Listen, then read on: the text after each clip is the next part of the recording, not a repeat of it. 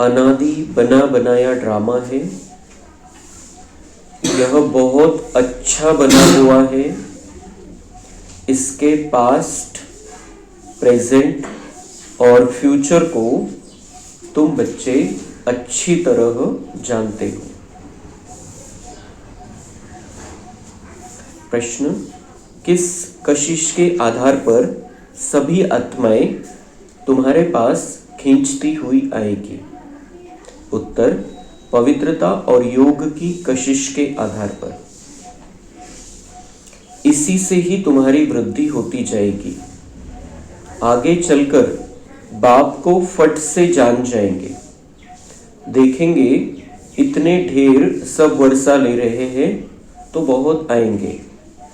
जितनी देरी होगी उतनी तुम्हारे में कशिश होती जाएगी। ओम शांति। रूहानी बच्चों को यह तो मालूम है कि हम आत्माएं परमधाम से आती है। बुद्धि में है ना, जब सभी आत्माएं आकर के पूरी होती है, बाकी थोड़े रहते हैं, तब बाप आते हैं। अभी तुम बच्चों को कोई को भी समझाना बहुत सहज है। दूर देश का रहने वाला सबसे पिछाड़ी में आते हैं, बाकी थोड़े रहते हैं। अभी तक भी वृद्धि होती रहती है ना। यह भी जानते हो बाप को कोई भी जानते नहीं है, तो फिर रचना के आदि मध्य अंत को कैसे जानेंगे? यह बेहद का ड्रामा है ना। तो ड्रामा के एक्टर्स को मालूम होना चाहिए, जैसे हद के एक्टर्स को भी मालूम होता है फलाने फलाने को यह पार्ट मिला हुआ है। अभी तुम समझते हो बाप आया है, स्थापना हो रही है, हम वर्षा पा रहे हैं। जो जो आते रहते हैं उनको हम रास्ता बताते हैं देवी देवता पद पाने। यह देवताएं इतना ऊंच कैसे बने, यह भी किसको पता नहीं है। वास्तव में आदि सनातन तो देवी देवता धर्म ही है। अपने धर्म को भूल जाते हैं तो कह देते हैं हमारे लिए तो सब धर्म एक ही है। अब तुम बच्चे जानते हो बाबा हमको पढ़ा रहे हैं। बाप के डायरेक्शन से ही चित्र आदि बनाए जाते हैं। बाबा दिव्य दृष्टि से चित्र बनवाते थे। बच्चों को यह भी समझाया है, यह जरूर लिखो, पार्टधारी एक्टर्स तो है, परंतु क्रिएटर, डायरेक्टर आदि को कोई नहीं जानते। बाप अब नए धर्म की स्थापना कर रहे हैं। पुराने से नई दुनिया बननी है, यह भी बुद्धि में रहना चाहिए। पुरानी दुनिया में ही बाप आकर के तुमको ब्राह्मण बनाते हैं। ब्राह्मण ही फिर देवता बनेंगे। युक्ति देखो कैसे अच्छी है। भले यह है अनादि बना बनाया ड्रामा, परंतु बना बहुत अच्छा है।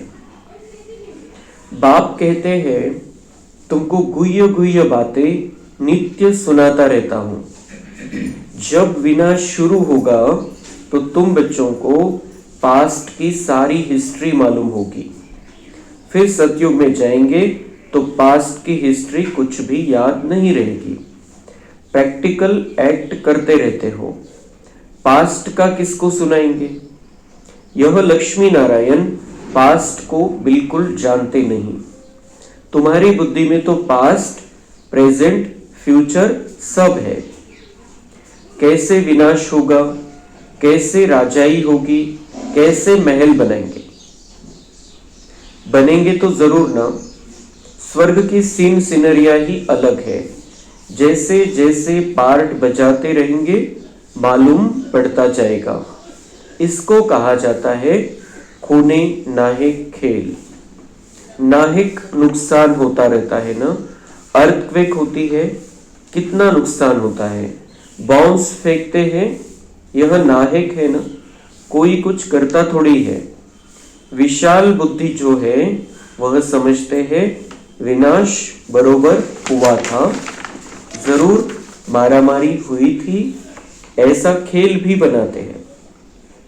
यह तो समझ भी सकते हैं कोई समय किसकी बुद्धि में टच होता है। तुम तो प्रैक्टिकल में हो, तुम उस राजधानी के मालिक भी बनते हो। तुम जानते हो अभी उस नई दुनिया में चलना जरूर है। ब्राह्मण जो बनते हैं ब्रह्मा द्वारा या ब्रह्मा कुमार कुमारियों द्वारा नॉलेज लेते हैं तो वहां आ जाते हैं। कितने ब्राह्मण हैं? वृद्धि होते होते अनगिनत हो जाएंगे। एक्यूरेट हिसाब निकाल नहीं सकेंगे। राजा को मालूम थोड़ी पड़ता है एक्यूरेट हमारी प्रजा कितनी है। भल आदमशुमारी आदि निकालते हैं, फिर भी फर्क पड़ जाता है। अब तुम भी स्टूडेंट हो, यह भी स्टूडेंट है। सब भाइयों यानी आत्माओं को याद करना है एक बाप को। छोटे बच्चों को भी सिखलाया जाता है बाबा बाबा कहो। यह भी तुम जानते हो आगे चलकर बाप को फट से जान जाएंगे। देखेंगे इतने ढेर सब वर्षा ले रहे हैं तो बहुत आएंगे। जितना देरी होगी उतना तुम्हारे में कशिश होती जाएगी। पवित्र बनने से कशिश होती है। जितना योग में रहेंगे उतना कशिश होगी। औरों को भी खींचेंगे। बाप भी खींचते हैं ना। बहुत वृद्धि को पाते रहेंगे। उसके लिए युक्तियां भी रची जा रही है। गीता का भगवान कौन? श्री कृष्ण को याद करना तो बहुत सहज है। वह तो साकार रूप है ना। निराकार बाप कहते हैं माम एकम याद करो। इस बात पर ही सारा मदार है। इसलिए बाबा ने कहा था इस बात पर सबसे लिखाते रहो। तुम ब्राह्मण जब पक्के निश्चय बुद्धि होंगे झाड़ वृद्धि को पाता रहेगा। माया के तूफान भी पिछाड़ी तक चलेंगे। विजय पा ली फिर न पुरुषार्थ रहेगा न माया रहेगी। याद में ही बहुत करके हारते हैं। जितना तुम योग में मजबूत रहेंगे उतना हारेंगे नहीं। यह राजधानी स्थापन हो रही है। बच्चों को निश्चय है हमारी राजाई होगी। फिर हम हीरे जवाहर कहां से लाएंगे? खानियां सब कहां से आएगी? यह सब थे तो सही ना। इसमें मूंझने की तो बात ही नहीं है। जो होना है सो प्रैक्टिकल में देखेंगे। स्वर्ग बनना तो जरूर है। जो अच्छी रीति पढ़ते हैं उन्हों को निश्चय रहेगा हम जाकर भविष्य में प्रिंस बनूंगा। हीरे जवाहरों के महल होंगे। यह निश्चय भी सर्विसेबल बच्चों को ही होगा जो कम पद पाने वाले होंगे। उनको तो कभी ऐसे ख्याल आएंगे भी नहीं कि हम महल आदि कैसे बनाएंगे। जो बहुत सेवा करेंगे वही महलों में जाएंगे ना। दास दासियां तो तैयार मिलेंगे। सर्विसेबल बच्चों को भी ऐसे ऐसे ख्याल आएंगे। विजय माला का दाना बनना है तो पुरुषार्थ भी बहुत चाहिए। बहुत मीठा बनना है। श्रीमत पर चलना पड़े तब ही ऊंच बनेंगे।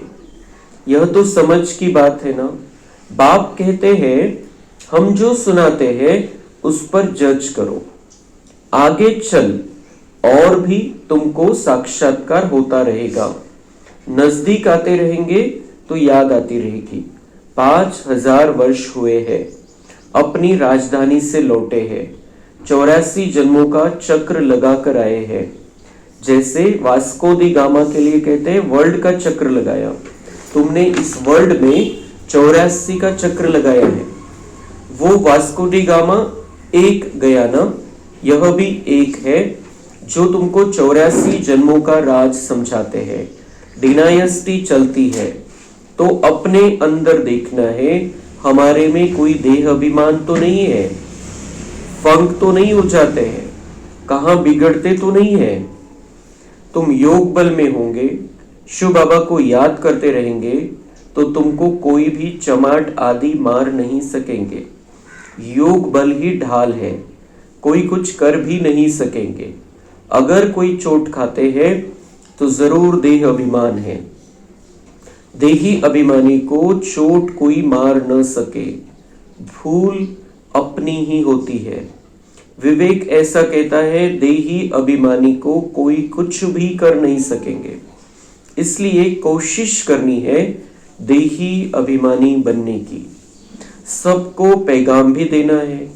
भगवान उवाच मन मना भव। कौन सा भगवान, यह भी तुम बच्चों को समझाना है। बस इस एक ही बात में तुम्हारी विजय होनी है। सारी दुनिया में मनुष्यों की बुद्धि में श्री कृष्ण भगवान उवाच है। जब तुम समझाते हो तो कहते हैं बात तो बरोबर है, परंतु जब तुम्हारे मौफिक समझे तब कहे बाबा जो सिखलाते हैं वह ठीक है।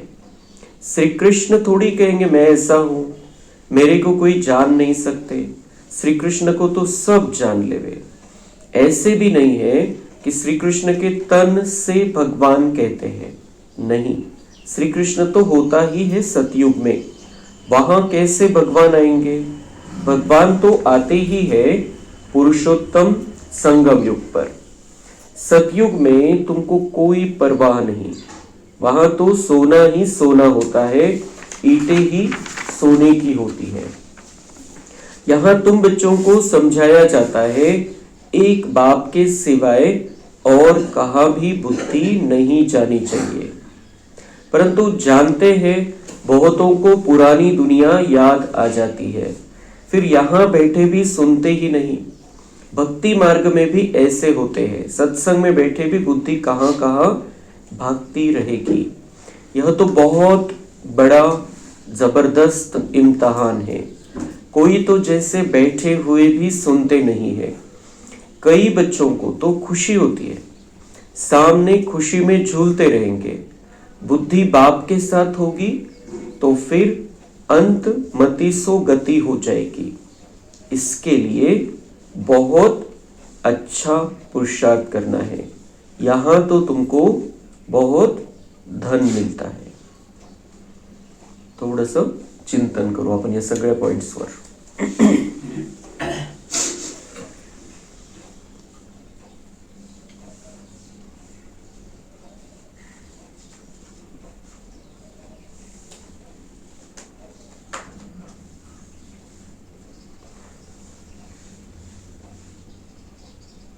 देखना है अपने आप को, मैं आत्मा, सुंदर चमकता हुआ सितारा,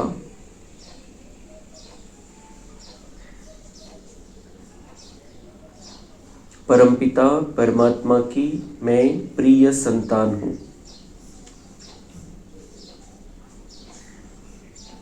मुझे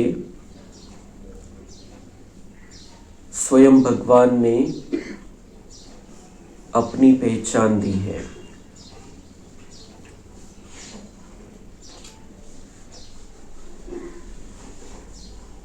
भगवान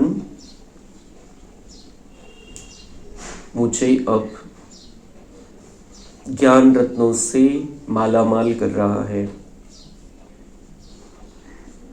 मुझे मुरली के माध्यम से बाबा रोज धनवान बनाता जा रहा है।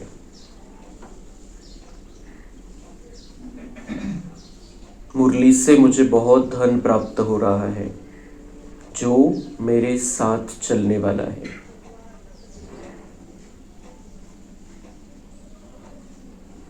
मैं बहुत सुंदर चमकता हुआ सितारा।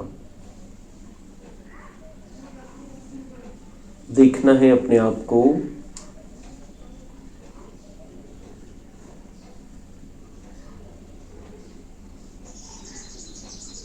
अब मुझे मेरी खुद की कहानी को रिवाइज करना है। बाबा ने मुझे जो मेरी कहानी सुनाई है, दुनिया की कहानी सुनाई है, आदि मध्य अंत का ज्ञान दिया है, पास्ट, प्रेजेंट और फ्यूचर के बारे में बताया है, उसे मुझे बहुत अच्छी रीति से बुद्धि में धारण करना है।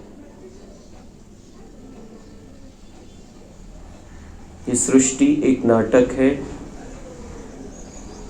और इसमें मैं बाबा का बच्चा बहुत महत्वपूर्ण कलाकार हूँ। मुझे बाबा ने संपूर्ण 84 जन्मों का ज्ञान दे दिया है।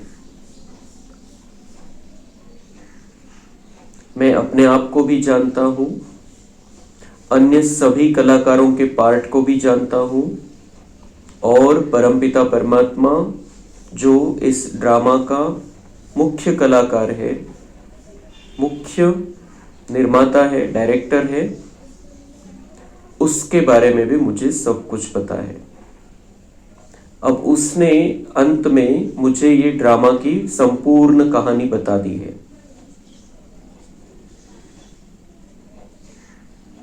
मेरे जितना ज्ञानी इस दुनिया में अब कोई भी नहीं है।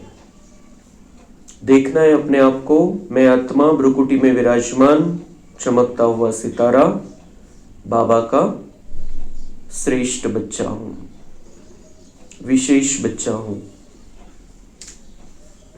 भगवान ने मुझे चुना है देवी देवता बनने के लिए।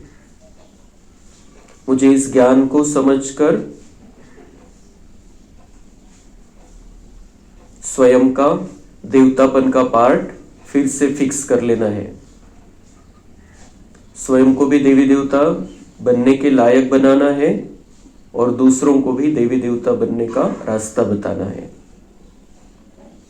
जितना जितना मेरे अंदर पवित्रता आती जाएगी, उतना उतना अनेक आत्माएं इस ज्ञान की ओर आकर्षित होगी। जितना जितना मेरा योग बढ़ता जाएगा, जितना योग में मैं पक्का होता जाऊंगा, उतना उतना अन्य आत्माओं को भी बाबा का बनने की आशा निर्माण हो जाएगी, खिंचावट होगी, वो खींचते चले आएंगे। जितना जितना मैं पवित्रता और योग में आगे बढ़ता जाऊंगा, उतना उतना अन्य आत्माओं को भी ऑटोमेटिक प्रेरणा मिलती रहेगी। तो मेरा अब मुझे ये कहानी पता चल गई है। मेरा ये कर्तव्य है कि मुझे और अन्य आत्माओं को भी इस ज्ञान में लेकर आने का कर्तव्य निभाना है। और इसके लिए मुझे अपनी पवित्रता को पक्का करना है, तन और मन की पवित्रता में रहना है, सभी प्रकार के विकारों से दूर रहना है, मुझे बहुत मीठा बनना है, श्रीमत पर चलना है और जो बाबा ने समझाया है योग को बढ़ाना है। राजयोगी मेरा जीवन होना चाहिए। 24 घंटे में से कम 4 घंटे बैठा योग होना चाहिए मेरा। तो मेरा वो योग में मैं पक्का होता जाऊंगा। जो बाबा ने आज बात बताई है, योग में आगे बढ़ना है, क्योंकि हमें सिर्फ अपने आप को सतयुग में नहीं लेकर जाना है, अनेक आत्माओं को सतयुग में लेकर जाना है। जो जो नए नए भाई बहन जुड़ते जाते हैं इस ज्ञान मार्ग में, वो अगर हमारी योग तपस्या देखेंगे, हमारी पवित्रता को देखेंगे, तो वो भी सीखेंगे। नहीं तो हमारा ढीलापन उनको भी ढीला कर देगा। इसलिए बहुत बड़ी जिम्मेदारी है जो हम बाबा के बच्चे पहले से ज्ञान में हैं। नए आने वालों के लिए हमें बहुत बड़ा उदाहरण, अपना ही उदाहरण उनके सामने रखना है कि हम कैसे ज्ञान योग में पक्के हैं, कैसे हम मुरली को महत्व देते हैं, कैसे हम योग को महत्व देते हैं। क्योंकि बाबा ने आज ये महत्वपूर्ण प्रेरणा दी है कि कैसे वो आएंगे, नए आत्माएं कैसे बाबा के बनेगी, जितना हमारी पवित्रता बढ़ेगी और योग बढ़ेगा। संख्या तो बढ़ती जाएगी, बढ़ती आ रही है, लेकिन हमें उसमें अपना भाग्य बना लेना है। कितनी संख्या है गिन नहीं सकते। सारी दुनिया में बाबा के बच्चे बढ़ते जा रहे हैं, कोई उसका हिसाब निकाल नहीं सकता है। एक अंदाजा लगाया जाता है और अभी लाखों आत्माएं बाबा के बच्चे बन गए, अभी करोड़ों को बनाना है। तो मेरा कर्तव्य है पवित्रता और योग में आगे बढ़ता जाना। भगवान आया है परमधाम से। परमधाम से वो तब आता है जब लगभग सभी आत्माएं नीचे आई रहती है।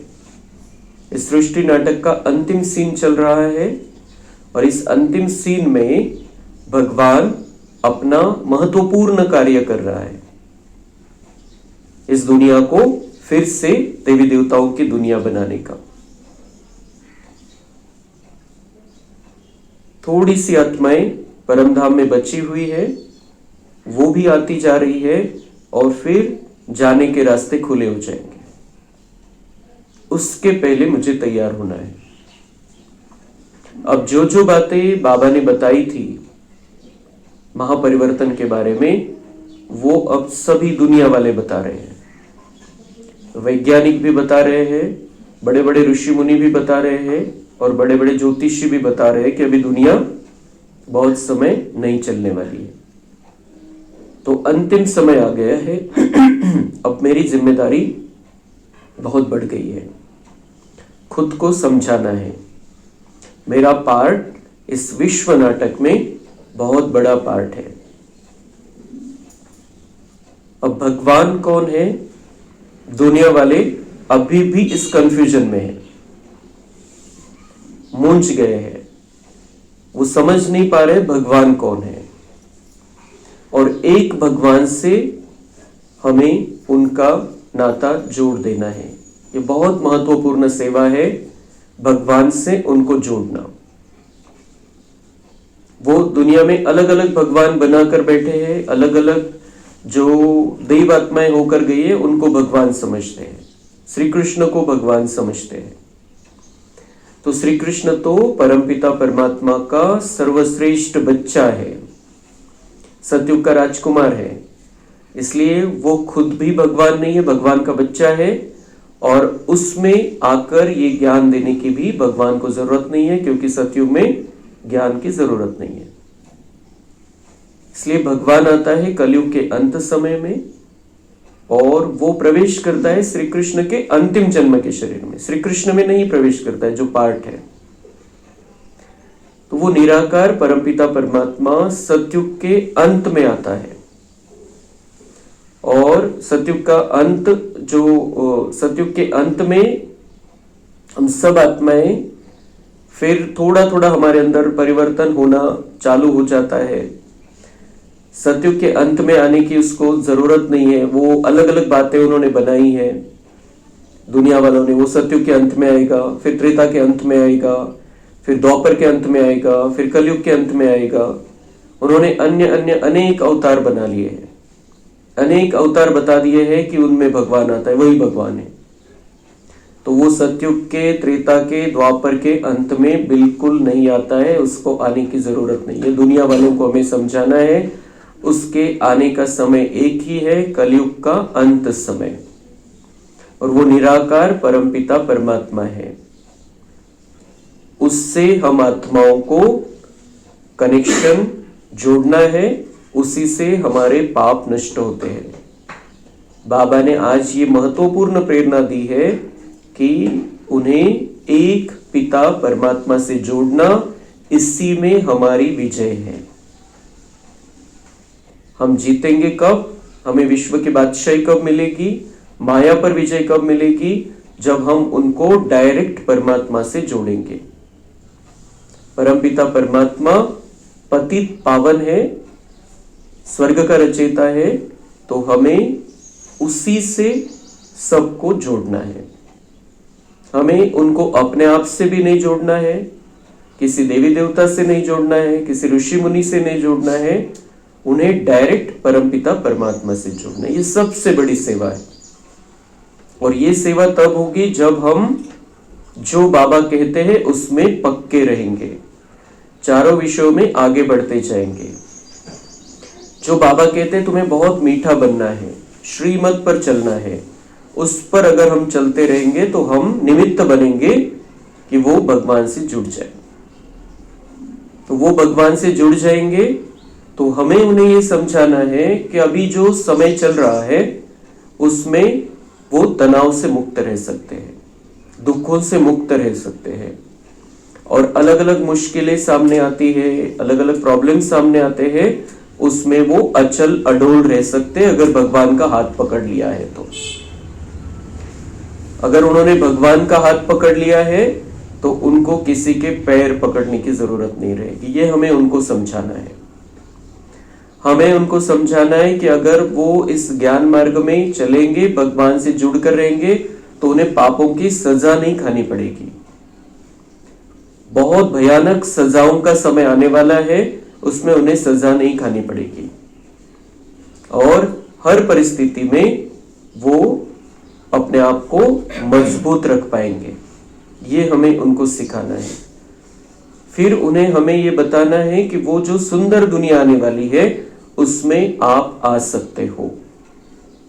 वो जो सुंदर दुनिया है वहां पर तो सब कुछ सोने का है, ईंटें भी सोने की होगी, हम अपने लिए महलों का निर्माण करेंगे, बहुत सुंदर हमारे पास पुष्पक विमान होंगे, बहुत सुंदर दुनिया होगी।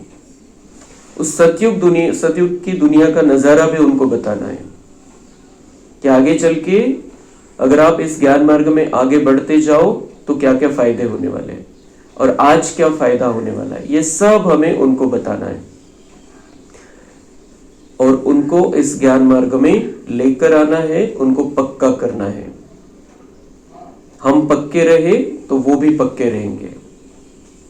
हमारी बहुत बड़ी जिम्मेदारी है, अंतिम समय है और अभी हमें चांस ले लेना है। जितना हम अनेकों का भाग्य बनाने के निमित्त बनेंगे, हम भी हमारा भाग्य श्रेष्ठ बनाते रहेंगे। तो अपने आप को समझाना है, अपने आप को सिखाना है कि मुझे इस ज्ञान मार्ग में भगवान का सच्चा, पक्का और अच्छा विद्यार्थी बनकर रहना है। अच्छा, ओम शांति। अच्छा, मीठे मीठे सिक्के लगे बच्चों प्रति माता पिता बाप दादा का याद, प्यार और गुड मॉर्निंग। रूहानी बाप की रूहानी बच्चों को नमस्ते। हम रूहानी बच्चों की रूहानी बाप दादा को याद, प्यार, गुड मॉर्निंग, नमस्ते। वाह बाबा वाह, शुक्रिया बाबा शुक्रिया। धारणा के लिए मुख्य सार है, विजय माला का दाना बनने के लिए बहुत अच्छा पुरुषार्थ करना है, बहुत मीठा बनना है, श्रीमत पर चलना है। विजय माला का दाना बनना है, बहुत अच्छा पुरुषार्थ करना है। विजय मालेमध्ये जर यायचंय तर काय करायचंय, बहुत अच्छा पुरुषार्थ, जो बाबा हमें सिखाता है कि अपना जीवन ऐसा होना चाहिए जो दूसरों के लिए उदाहरण बन जाए। खूप खूप चांगला पुरुषार्थ करायचा। खूप चांगला पुरुषार्थ म्हणजे चारही विषयामध्ये पुढे जायचंय। चांगला पुरुषार्थ म्हणजे नुसतं मेहनत नाही, चारही विषयामध्ये आज आपण किती पुढे गेलो हे रोजची चेकिंग पाहिजे। चांगला पुरुषार्थ म्हणजे 4 विषय बुद्धीमध्ये ठेवायचे। आज या 4 विषयामध्ये आपण काय शिकलो किंवा किती पुढे गेलो किंवा काय विशेष केलं किंवा काय आपण त्याच्यामध्ये कालच्या पेक्षा काय आपण त्याच्यामध्ये बदल केला, हे चेकिंग करना। तो हम विजय माला में आएंगे। विजय माला कितने की है? एक तो 8 की है, वो तो बहुत श्रेष्ठ माला है, उसमें हम नहीं आ सकते, वो नंबर तो फिक्स हो गए होंगे अभी तक तो, अभी तो लास्ट समय चल रहा है, इसलिए 8 में नहीं आ सकते, फिक्स है। लेकिन 108 में आ सकते हैं। 108 में आने जितना हम पुरुषार्थ करेंगे, बाबांनी सांगितलेले ते 108 जरी पहिलेच पूर्ण झालेले असतील, तुम्ही त्यांच्या इतका पुरुषार्थ करा, मैं लढिया लगा दूंगा उसमें। जे फटाक्यांची लढ असते त्याच्यामध्ये अजून वेगळ्या मध्ये मध्ये ऍड केलेले असतात लढी, तर तसं बाबांनी सांगितलेलं की 108 के में आने का पुरुषार्थ करो, भले ही फिक्स होगा 108 नंबर, लेकिन आप भी उसी लेवल में रह सकते हो। फिर 16,108 की माला है, लेकिन हमें लक्ष्य रखना है, हमें 108 की माला में आना है। तो बहुत ऊंचा पुरुषार्थ, खूप मोठा चान्स आहे, थोडीशी मेहनत करायची। आता समजा एखाद्याला सांगितलं तुला कलेक्टर बनायचंय 1 वर्षभर मेहनत कर फक्त, नंतर ऐश आराम आहे. 1 वर्षभर मेहनत फक्त आणि कलेक्टर बनून जाशील तू. तो हमें भी ऐसे नहीं 80 साल मेहनत करनी है. अब 1 जन्म 2 जन्म 4 जन्म मेहनत नहीं करनी है. अभी मेहनत कितनी करनी है? 2 वर्ष 3 वर्ष 4 वर्ष, पता नहीं है. थोड़ा सा समय बचा है और इसमें इतना ऊंचा चांस है कि दुनिया के 800 करोड़ आत्माओं में से हम 108 में आ सकते हैं. इतना ऊंचा चांस है. और वो भी मेहनत क्या है? मोहब्बत में मेहनत नहीं लगती है. बाबा से प्यार बढ़ाना है. और भले ही अपना जो जीवन चल रहा है वो तो है ही रोज का जीवन, लेकिन अंदर क्या चल रहा है, मधला जो प्रोग्राम आहे त्याची सेटिंग करायची आपल्याला. बाहेर तर राहील, बाहेर परिस्थिती राहील, संकट राहील, रोजचे दुखणे वेगळे, रोजचे प्रॉब्लेम वेगळे, रोज कोणी काही बोलणार, काहीतरी होणार, ते सगळं होणार आहे बाहेर. ते काही थांबणार नाहीये, ते वाढत जाणार आहे बाहेरचं. आतला प्रोग्राम काय? आतल्या प्रोग्रामची सेटिंग करायची. तो पुरुषार्थ क्या है? अपने आप को अंदर से सेट कर लेना कि मुझे देवी देवता बनना है और उसमें 108 में आना है, बस. हा आपला सगळ्यात महत्वाचं लक्ष पाहिजे. कोण काय म्हणताय, आपल्या घरातले काय म्हणताय, बाहेरचे काय म्हणताय, गल्लीतले काय म्हणताय, नातेवाईक काय म्हणताय, हमें बाबा का बहुत होशियार विद्यार्थी बनकर रहना. खूप शिस्तीत चालायचं. जी शिस्त बाबांनी शिकवलेली आहे त्या शिस्तीमध्ये चालायचं. जी दिनचर्या सांगितलेली आहे त्या दिनचर्येप्रमाणे आपला कार्यक्रम चालला पाहिजे दिवसभराचा. त्याला म्हणायचं पुरुषार्थ. पुरुषार्थ फक्त एक शब्द ऐकून आपल्याला एक कॉमन शब्द झालेला आहे. पुरुषार्थ काय? खूप गहराई आहे त्याच्यामध्ये आणि त्याचं लक्ष आपल्याला मिनिटाला ठेवावं लागेल. आणि जे बाबांनी आज सांगितलं, पवित्रता आणि योग, या 2 गोष्टी खूप महत्वाच्या आहे. योगी बनो, पवित्र बनो. जेव्हा ज्ञानामध्ये येतो पहिलं स्लोगन आपल्याला मिळतं, पवित्र बनो, योगी बनो. त्याची आठवण बाबांनी करून दिलेली आहे. आणि दुसरं, स्वपरिवर्तन से विश्व परिवर्तन. दुनियाला बदलायला चाललेलो आपण, पण आधी स्वतःला बदलायचं. हे 2 पुरुषार्थ महत्वाचे. फिर बहुत मीठा बनना है. बहुत मीठा बनना है म्हणजे विकारांचा, अपवित्रतेचा, अशुद्धीचा आणि व्यर्थचा कडवटपणा बिलकुल समाप्त. चान्सच नाही, त्याला जागाच नाही आपल्यामध्ये. बहुत मीठा बनना है. चाहे कोई हमारे सामने कैसा भी हो, किसी के साथ हमारा कैसा भी हिसाब किताब निकले, हमें मीठा ही रहना है. पक्क करायचंय. बिल्कुल हलचल नहीं, बिल्कुल मूड ऑफ नहीं, निराशा नहीं, उदासी नहीं. मीठा बनना मतलब सिर्फ एक शब्द नहीं है, वो मिठास अंदर बिल्कुल स्थापन होनी चाहिए. वो स्थापना, सबसे पहले मिठास की स्थापना हमें अपने अंदर करनी है. तो बहुत ऊंचा पुरुषार्थ हम कर पाएंगे. श्रीमत पर चलना है. मीठा बनेंगे तो श्रीमत पर चलेंगे, पुरुषार्थ भी अच्छा कर सकेंगे. योग ही सेफ्टी के लिए ढाल है, इसलिए योग बल जमा करना है. तो योग को महत्व देना है. योग म्हणजे फक्त आपण येऊन बसलोय, कॉमेंट्री ऐकतोय, बस चाललेलं आहे काहीतरी, ऐसे नहीं. हम मुरली भी सुनते हैं, क्लास भी सुनते हैं कोई, उस समय भी हम योग कर सकते हैं. मैं आत्मा, भगवान मुझे समझा रहा है किसी के माध्यम से. आता समजा नुमाशाम आहे, नुमाशामच्या वेळेला आपण कोणता क्लास लावलेला आहे, त्यावेळेला पण आपला योग राहू शकतो, योग करू शकतो आपण. योग तर आहे कॉमेंट्रीद्वारे योग करणं, आपण आपला स्वतःचा योग करणं. आणि ज्या वेळेला जे काही चाललेलं आहे त्याच्यामध्ये बाबांना आणायचंय. बाबांना आणायचंय मध्ये. मी आत्मा ऐकतोय आणि बाबा मला कोणाच्या तरी माध्यमातून समझौतोय. तो हम मुरली के समय भी, मुरली मतलब ये ज्ञान का बहुत बड़ा सब्जेक्ट है हमारा, लेकिन उसमें हम योग को भी शामिल अगर कर ले तो ज्ञान तुरंत पक्का हो जाएगा. इसलिए कोई भी क्लास सुने, कुछ भी हम सुन रहे, पढ़ रहे, देख रहे, उस समय हमारा योग बाबा के साथ होना चाहिए. तो उसी से योग की शक्ति बढ़ेगी. तो योग, आणि काय म्हणताय बाबा की योग बल जमा करना है. ये जितना हमारा योग रहेगा बल आ जाएगा हमारे अंदर, योग से बल आ जाएगा. और यही योग ही सेफ्टी की ढाल है. सुरक्षित जर राहायचंय, बाबांनी सांगितलं मुरलीमध्ये की कोई तुम्हें मार भी नहीं सकता है, किसी की हिम्मत ही नहीं होगी तुम्हें चाटा मारने की, या फिर तुम्हें जख्मी करने की, या फिर तुम्हें कुछ मन को भी जख्मी करने की. जब तुम्हारी योग की सेफ्टी होगी, जेव्हा कनेक्शन बाबांशी आहे आणि त्या छत्रछायेमध्ये आपण राहतोय, ती ढाल आपण आणलेली आहे स्वतःच्या समोर, तर मग बिलकुल आपण सुरक्षित राहू. कोशापासून सुरक्षित, मायेपासून, दुनियावाल्यांच्या अनेक प्रकारच्या ज्या कॉमेंट्स आहे किंवा जे अनेक प्रकारे ते आपल्याला दुःख देतात त्याच्यापासून सुरक्षित राहू. त्याच्यासाठी काय जमा करायचं? योग बल. तो योग बल जमा अगर करना है तो मन को सेटिंग देने के लिए एक तो अमृत वेला बैठना पड़ेगा, मुरली के समय, फिर मुरली के पहले, मुरली के थोड़ा बाद में, फिर और नुमा शाम के समय, बीच में जब समय मिले तब, और रात में सोते समय.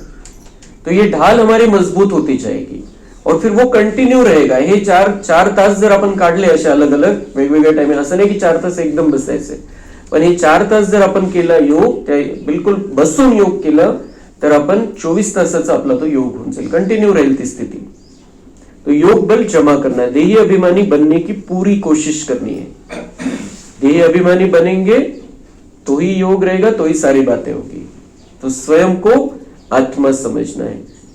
अभी और हम ये प्रैक्टिस और भी करते रहे हमेशा. मैं आत्मा हूं, चमकता हुआ सितारा हूं. स्वतःला बघत राहायचंय, दुसऱ्याला बघायचं तर आत्मा बघायचं सगळ्यात पहिले. तो ये प्रैक्टिस जितनी हम बढ़ाते जाएंगे उतना योग भी बढ़ेगा, उतनी पवित्रता बढ़ेगी, उतने हम मीठे बनते जाएंगे, उतना हमारा पुरुषार्थ अच्छा होगा और उतने श्रीमत पर चलने के हम लायक बनते जाएंगे. वरदान है, विशेष शब्द की स्मृति द्वारा संपूर्णता की मंजिल को प्राप्त करने वाले स्व परिवर्तक भव. सदा यही स्मृति में रहे कि हम विशेष आत्मा है, विशेष कार्य के निमित्त है और विशेषता दिखाने वाले हैं. हम कौन है? हम विशेष आत्माएं हैं, हम स्पेशल आत्माएं हैं. दुनिया वाले जो जनरल पब्लिक है ते साधारण आहे, त्यांना ज्ञान मिळालेलं नाहीये, ते परमात्म्याला जानत नहीं, ओळखत नहीं. हम स्पेशल है, हम भगवान के स्पेशल बच्चे हैं जिनको भगवान ने चुना है. हमारा आज की पोजीशन कैसी भी हो, पद, पोजीशन, पैसा, हमारी स्थिति दुनिया में, मान सम्मान, वो उससे कोई मतलब नहीं है. हमारे पर भगवान की नजर गई है, हम आत्मा को भगवान ने देखा है. हम आत्माएं बहुत श्रेष्ठ और दिव्य है, तो हम स्पेशल आत्माएं हैं. संसार में रहना है, लेकिन संसार में रहते हुए हमें ये पक्का होना चाहिए कि संसार मेरे अंदर नहीं रहना चाहिए, क्योंकि संसार कैसा है? पतित बन गया है, दुख देने वाला बन गया है, टेंशन वाला है, अनेक प्रकार की निंदा अपमान करने वाला है. संसार जो है वो संसार की बातें हमारे अंदर नहीं होनी चाहिए. संसार में रहना है, संसार में रहते हुए संसार वालों की सेवा करनी है, सबका कल्याण करना है, सबको रास्ता बताना है. लेकिन वो संसार और वो संसार वाले हमारे यहां पर मन बुद्धि पर उनका राज नहीं होना चाहिए. संसार में रहना है, लेकिन संसार को, संसार की बातों से अपने आप को प्रभावित नहीं करना है. कीचड़ में कमल के समान रहना है. तो उसके लिए अपने आप को यह समझाना है, मैं विशेष हूं, मैं स्पेशल हूं. तर सगळ्या बाबतीत स्पेशलच राहायचंय आपण. त्या दुनियावाल्यांसारखं त्या चक्करमध्ये पडायचं नाहीये. तो यह विशेष शब्द विशेष याद रखो. बोलना भी विशेष, देखना भी विशेष, करना भी विशेष, सोचना भी विशेष. आपलं कसं पाहिजे? सगळं वेगळं पाहिजे, सगळं स्पेशल पाहिजे, कलियुगवाल्यांसारखं नाही. बोलना, देखना, कर्म, सोचना, सोचना भी अलग होना चाहिए. हम उनके जैसा नहीं सोच सकते हैं. कलियुग वालों की सोच लिमिटेड, यहाँ के नाम मान शान के हिसाब से होगी, यहाँ के प्राप्ति के हिसाब से होगी. हमारी सोच कैसी होनी चाहिए? मुझे देवी देवता बनना है, मुझे इस दुनिया को स्वर्ग बनाना है, तो सोच भी उसी लेवल की होनी चाहिए.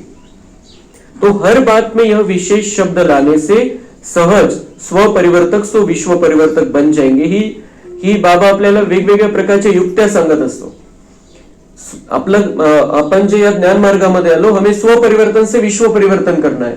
तो बाबा म्हणते ये विशेष शब्द याद रखो. सिर्फ विशेष, हर बात में ये विशेष शब्द लाने से सहज स्वतःला बदलून घेऊ की मला त्यांच्यासारखं नाही राहायचंय, मला त्यांच्यासारखा विचार नाही करायचा आहे, मला दुनियावाल्यांसारखं बोलायचं नाहीये, माझं सगळं स्पेशल असलं पाहिजे.